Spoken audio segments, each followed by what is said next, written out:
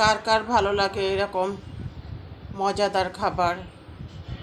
ভুনা মাছ, মাছ ভাজা, শুটকির ভর্তা, আলু ভাজা, ডাল ইত্যাদি ইত্যাদি।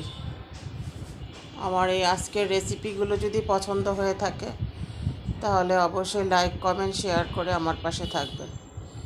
কমেন্টের মাধ্যমে অবশ্যই জানাবেন ইনশাল্লাহ। আশা করি ভালো থাকবেন, সুস্থ থাকবেন। আসসালামু আলাইকুম রহমতুল্লাহি ওয়া বারাকাতুহু। দেখতে থাকেন শেষ পর্যন্ত।